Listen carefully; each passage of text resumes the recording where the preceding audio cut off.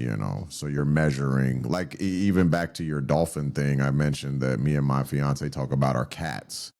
You know, my cat comes up to me and I'm pretty sure I know he's asking me for food, because whenever I come in the kitchen, he comes in the kitchen and starts meowing at me.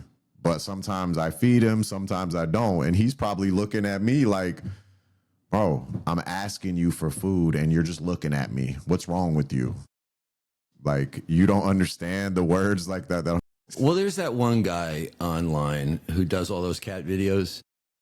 The bald guy, Jackson Galaxy. Yeah.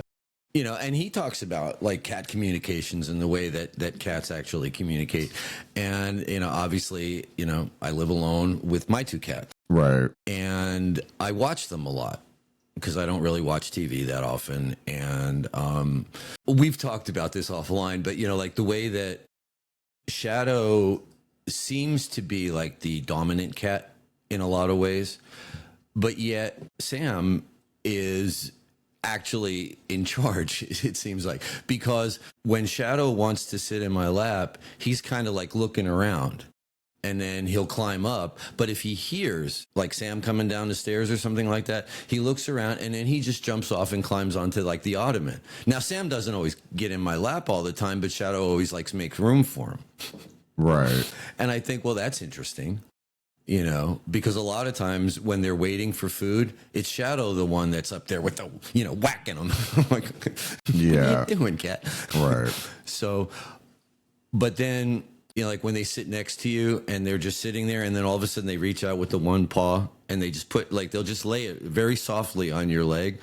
And then it turns out that you find out that maybe it's in this book or somewhere else, but like the pads on their paws have like multitudes of like nerve endings and stuff, like super sensitive.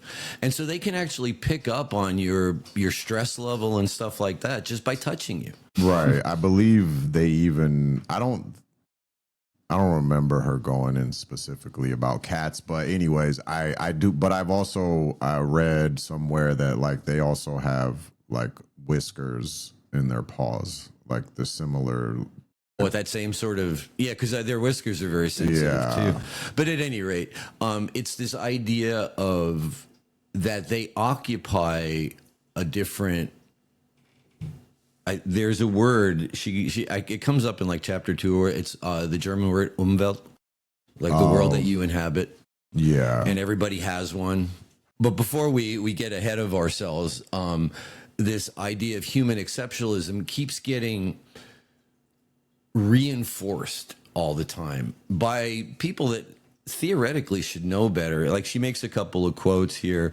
One philosopher, Roger Scruton, in 2017 New York Times op-ed, he wrote, "As persons, we inhabit a life world that is not reducible to the world of nature." Or